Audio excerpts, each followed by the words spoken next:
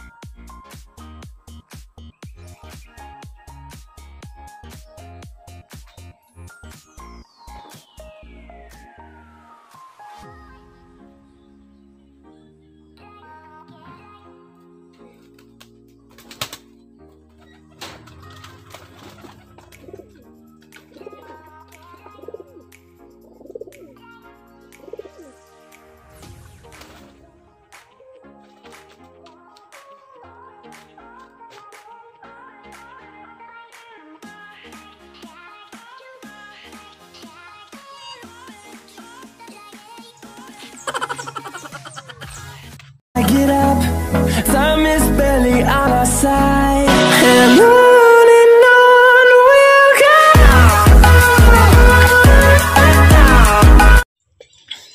Ayun, welcome back mga kalapatids. So ayan, meron na tayong pauwi dito sa 7th training ng CRRPC dito sa amin mga kalapatids. So ayan, sinali natin si Miles sa pan race 4 laps. So ito, home speed siya ng 873. So ayan, ang tagal niya pumasok mga kalapatids. Ito. Pinagpahinga ko muna, tapos mamaya gagamutin natin. So, may inihintay pa akong isa, si Chunli, kaso nga lang hindi ko siya sinali. Kinarga ko lang. So si Miles lang kasi yung may speed dito eh. Ayan, oh. Sayang yung speed niya mga kalapatids kasi alanganin siya pumasok rito. Tagal naming umiikot. Nag-aalanganin siya kay doon sa barako rito. Ayan, binabara ko kasi. Ayan, kaya nag-speed siya ng 873. Ayan, di na masama mga kalapatids. At least paano hindi tayo cut off. Ayan, so mga kalapatids, sinintay ko pa si Chunli. A few moments later. Okay mga kalapatids, ito na yung second bird, si Chunli. Ito, di ko na naman nakitang bumagsak, pero nanggagaling siya rito mga kalapatids yan. Time check. Anong oras na ba? Ayun, 9:02 AM in the morning. Kaya mga kalapatids, nauna si Chunli sa kanya. Si Chunli kasi mga around 8:40 plus ata yung dumating siya. Ito na. Yun. So, kompleto tayo mga kalapatids. 2 out of 2. Ito, sakto kasi pinapakain ko sila yan, no? Ayun, kadarating ni Chunli. Ayun mga kalapatids, nga na naman.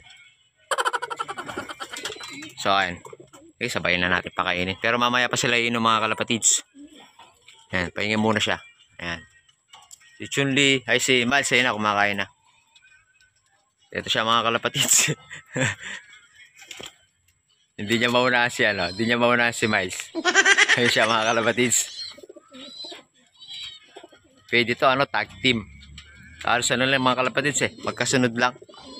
Hindi nagkakalayo ng hindi nagkakalayo ng agwat ng pagdating nila. Ayan. Kaya mga kalapatids, happy na naman si Donsky. Umuwi yung dalawang sinakay niya, ayan. Alright.